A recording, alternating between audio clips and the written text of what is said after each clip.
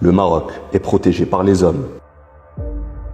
Une phrase qui pourrait à première vue apparaître comme une métaphore, issue d'un sentiment de fierté d'appartenir à un Maroc, fier de ses hommes. Néanmoins, qui connaît bien les dangers cachés qui menacent la stabilité du Maroc et des Marocains, s'assurera qu'il y a des hommes de l'ombre qui protègent ce pays.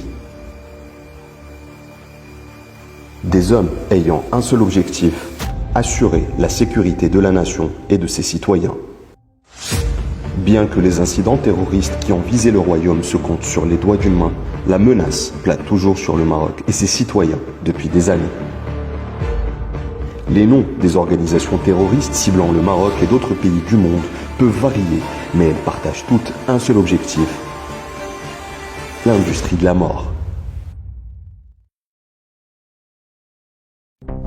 Depuis 2002, les services de sécurité marocains ont réussi à démanteler plus de 200 cellules terroristes. Leur approche repose sur deux piliers fondamentaux, la vigilance et la proactivité. Tout au long de ces années, les cellules terroristes qui ciblaient le Maroc étaient diverses et variées selon leur dangerosité, que ce soit dans leur composition, excroissance, le profil de leurs membres, ainsi que le type d'armes et de matériel dont elles disposaient.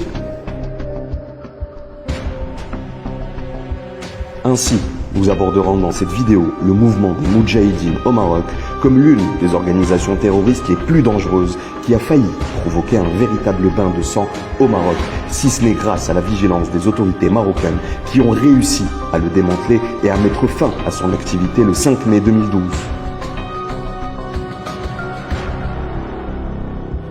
Le mouvement des Moudjahidines au Maroc a été fondé en 1978 par le dénommé Abdelaziz El-Na'mani. Ce mouvement était actif à l'intérieur et à l'extérieur du Maroc. Mais depuis le décès d'El-Na'mani en 1984, le mouvement a vécu dans une clandestinité totale, et ce, jusqu'en 1994.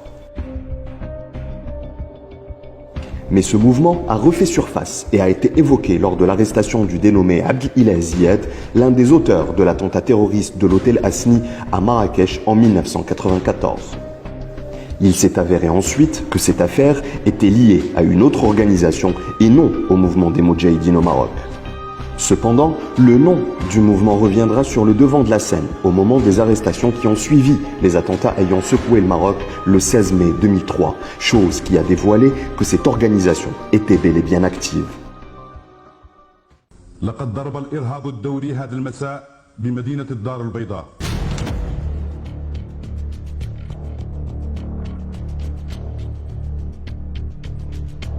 C'était un événement tragique que la ville de Casablanca a connu le 16 mai 2003. Cet événement terrifiant pour les Marocains a également provoqué une forte secousse au sein de l'institution sécuritaire. Des informations étranges et choquantes ont été révélées suite à des enquêtes de sécurité basées sur des informations précises fournies par la DGST. Des recherches précises ont permis de mettre la main sur les personnes impliquées dans les attentats, au moment où les arrestations ont dévoilé un groupe de personnes directement liées aux événements terroristes et d'autres qui se préparaient à commettre d'autres attaques. Cependant, ce à quoi les forces de l'ordre ne s'attendaient pas lors des perquisitions, c'est que parmi les personnes arrêtées figure un ressortissant français nommé Robert Richard Pierre-Antoine, l'un des superviseurs de la formation d'un groupe de kamikazes qui se préparait à commettre des attentats semblables à ceux du 16 mai 2003. Parmi les personnes arrêtées dans le groupe de Robert Antoine se trouvait le dénommé Mohamed Nougaoui, émir du mouvement des Moudjahidines au Maroc et qui était recherché après avoir été condamné à la réclusion à perpétuité par contumace en 1984. Après son arrestation, un ensemble d'armes a été saisi, composé de 2 pistolets et d'une mitrailleuse Kalachnikov en plus de munitions. Au cours des enquêtes, Mohamed Nougaoui a révélé que le nommé Ali Arras était celui qui avait introduit ces armes au Maroc, puisqu'il était responsable de l'armement du mouvement Moudjahidine au Maroc et de ses finances en Belgique. Grâce à ces armes, Nougaoui a révélé que le mouvement Moudjahidine cherchait à assassiner un certain nombre de personnalités importantes au Maroc. C'était la première fois que le nom de Ali Arras apparaissait et ce n'était pas la dernière fois.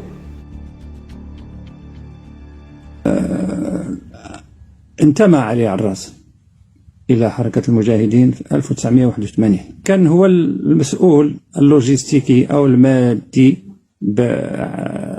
على الحركة. فعلي أعراس هو اللي أولا دخل السلاح الأول اللي توجد في البركان في 2003، هو اللي دخلوا ليا، وكان فيه كلاشين وجوج مسدسات بالذاخرة ديالهم. ثانيا السلاح اللي توجد في طنجة، مسدسين صغار. وكذلك السلاح اللي توجد لما ألقي القبض علينا في جهة تيفلت. علي أعراس هو اللي كان مسؤول عليهم، يعني هو اللي دخلهم، فهو اللي كان مسؤول في الجماعة على القضية ديال السلاح وتدخيل السلاح. كما أن السلاح اللي كان في 2005 هو كذا المسؤول عليه، يعني اللي كان دخله من الخارج يعني. فهذه كانت مسؤوليته هو، يعني هو اللي كان هذا اللي قلت السوتيان لوجيستيك المادي والمعنوي، هو اللي كان كيقوم به في الجماعة، وهذا دوره. ما كانت واحد لأنه كانت له خبرة عسكرية وكان دوز العسكر في بلجيكا، فكانت مسؤوليته معرفته جيدة بالسلاح. Les attentats du 16 mai ont incité l'institution sécuritaire marocaine à reconsidérer son fonctionnement, surtout après la menace croissante du terrorisme international pendant cette période. Ainsi, la riposte à ceux qui menaçaient la sécurité des Marocains était d'anticiper les attaques avant qu'elles ne se produisent. À cet égard, les informations précises fournies par la DGST en 2008 ont permis de démanteler l'un des réseaux terroristes les plus dangereux, connu sous le nom de cellule Bel'Erj, en référence à son chef nommé Abdelkader Bel'Erj, qui n'était en fait qu'un membre du mouvement Moudjahidine au Maroc. Et ce, avant de décider de créer un réseau privé composé de Marocains résidant en Belgique et d'autres au Maroc.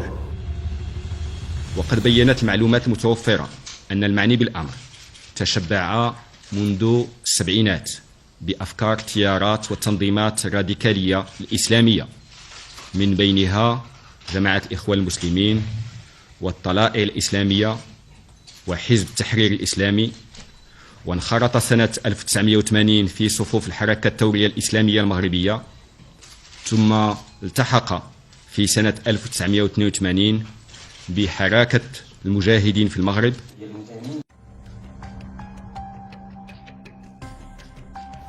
Un réseau terroriste dont le danger se manifestait principalement dans la qualité et la quantité des armes saisies en possession de ses membres et dans la nature des plans qu'il tentait de mettre en œuvre au Maroc. Les recherches menées à cette époque ont permis de saisir un important arsenal d'armes et de munitions. 9 fusils de type Kalachnikov, 2 mitrailleuses de type Uzi, 7 pistolets mitrailleurs de type Scorpion, 16 pistolets automatiques de différents types et calibres, ainsi qu'une quantité de munitions de divers calibres. Ces armes à feu ont été introduites au Maroc par Ali Arras.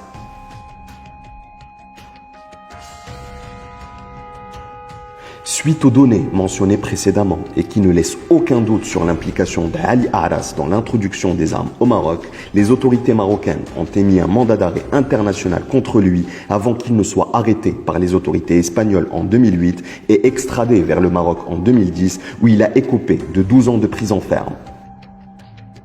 Dans le cadre de la même affaire, les autorités marocaines ont mené une enquête au mois de mars 2010 avec un ressortissant algérien dénommé Mohamed Ben Rabah Ben Yelto qui avait été extradé de la Belgique vers le Maroc sur la base d'un mandat d'arrêt international émis par les autorités marocaines qui avaient reçu des informations sur son implication dans l'affaire Ali Arras. Suite à un accord avec Ali Arras, l'Algérien Ben Yelto a confirmé avoir acheté en 2005 un arsenal de guerre d'un trafiquant d'armes croate basé à Bruxelles. Il s'agit notamment de 50 pistolets et une dizaine de Kalachnikov, en plus d'une grande quantité de munitions, de grenades à main et d'engins explosifs à déclenchement à distance.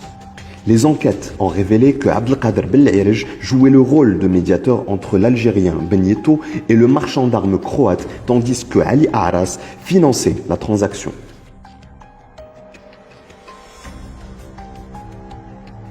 L'enquête n'était pas encore arrivée à son terme. Les services de sécurité n'étaient pas encore parvenus à mettre fin à l'activité du mouvement des Moudjahidines au Maroc en arrêtant Ali Aras, l'armurier du dit mouvement. La raison, les services de sécurité n'avaient pas encore mis la main sur une bonne partie des armes introduites par Ali Aras. Les autorités marocaines ont annoncé le 5 mai 2012, sur la base d'informations fournies par la Direction générale de la surveillance du territoire, le démantèlement d'une organisation terroriste dite Mouvement des Moudjahidines au Maroc. Dans le cadre de cette opération, les services de sécurité ont appréhendé l'émir de ce mouvement ainsi que certains de ses membres qui faisaient l'objet de mandats de recherche. L'enquête de la police a porté ses fruits. Plusieurs armes ont été saisies. Ces armes, en provenance de la Belgique, étaient cachées dans des fermes aux environs de Tiflet et Sba Ayoun et avaient été introduites sur le territoire national par Ali Aras, membre actif du dit réseau terroriste. Les enquêtes à cette époque ont également permis de percer le mystère de la disparition d'un ancien émir de l'organisation. Il s'agit du dénommé Ali Bousriri, qui demeurait activement recherché pendant 9 ans. Étant sous mandat de recherche, il évitait de se faire soigner dans un établissement hospitalier. Mort en 2009 des suites d'un cancer, le cadavre de Bousriri aurait été enterré clandestinement dans une ferme.